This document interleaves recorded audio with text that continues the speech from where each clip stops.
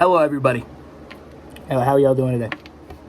Is this thing on? Can you guys hear me? I think you guys can't, so we're gonna get right on with this.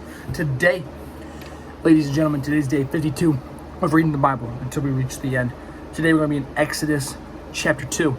So excited that we finally got out of Genesis, man. It was a long journey. It should have only taken us 50 days. It took me like a lot more than that. So last time, Joseph has died, unfortunately. It's been like a long time since Joseph and Egypt feared God, and now there's a new Pharaoh in town. He's not a very good guy. He's no bueno, as we like to say here on the channel. He is no bueno. He kills most of the infant boys because he doesn't want the Israelites to grow too big. I'm sorry, I'm going to turn off this fan. Uno momento. Uno momento. Sorry, I'm going to take it Spanish. Alright, yep, there we go. I just turned it down a little bit. It's hot in my room. Alright, so we're just gonna hop right into this. I just know we're talking about Moses. Today's when we start talking about Moses. I love my boy Moses. This is another one of my favorites. If you guys were with me for Joseph's story is one of my favorites. Now we're into Moses, another one of my favorites.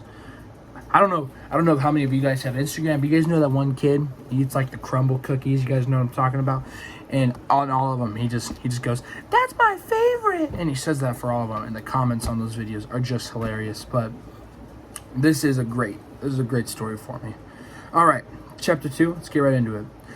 Now, a man of the tribe of Levi married a Levite woman, and she became pregnant and gave birth to a son. When she saw that he was a fine child, she hid him for 3 months. But when she could hide him no longer, she got a papyrus basket for him and coated it with tar and pitch. Makes it float. Then she placed the child in it and put it among the reeds along the bank of the Nile. Told you. His sister stood at a distance to see what would happen to him. Then Pharaoh's daughter went down to the Nile to bathe, and her attendants were walking along the riverbank. She saw the basket among the reeds and sent her female slave to go get it. She opened it and saw the baby. He was crying, and she felt sorry for him. "This is one of the Hebrew babies," she said. Then his sister asked Pharaoh's daughter, "Shall I go and get one of the Hebrew women to nurse the baby for you?" "Yes, go," she answered. So the girl went and she got the baby's mother. Pharaoh's daughter said to her, "Take this baby and nurse him for me, and I will pay you." So the woman took the baby and nursed him. When the child grew older, she took him to Pharaoh's daughter, and he became her son. She named him Moses, saying, "I drew him out of the water." To be fair, that might be what Moses means. I don't know. Moses sounds like the Hebrew for draw out. Don't know what that means. All right, anyways, verse 11. One day after Moses had grown up, he went out to where his own people were and watched them at their hard labor. He saw an Egyptian beating a Hebrew. Sorry, this is the wrong chapter. One of his own people. Looking this way and that and seeing no one, he killed the Egyptian and hid him in the sand. Jeez. That got unfortunate real fast.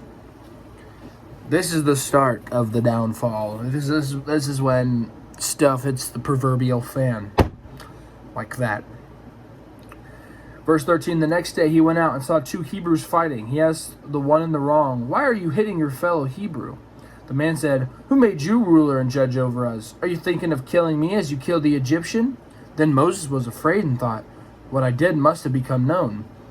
When Pharaoh heard of this, he tried to kill Moses, but Moses fled from Pharaoh and went to live in Midian, where he sat down by a well. Now a priest of Midian had 7 daughters, and they came to draw water and fill the troughs to water their father's flock. Some shepherds came along and drove them away, but Moses got up and came to their rescue and watered their flock. Moses is already making up. He did kill a man. It's not a very good thing to do. You don't kill people. All right. Now in this case, I understand why it happened. I'm not condoning it. There's a difference, guys. Anyways, verse 18. When the girls returned to Reuel, something like that. It's Reuel. Rule. Oh, that works. We're going to call her Reuel. Or him. I don't know. Oh, their father. Sorry, Reuel, their father. He asked them, "Why have you returned so early today?" They answered, "An Egyptian rescued us from the shepherds. He even drew water to us and watered the flock." And where is he? Sorry, I like the voice acting. Reuel asked his daughters, why did you leave him? Invite him to have something to eat. Moses agreed to stay with the man, who gave his daughter Zipporah to Moses in marriage.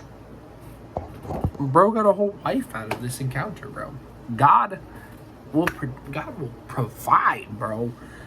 I have not gotten my wife yet, bro. I'm waiting patiently, man. God, please, man. Please.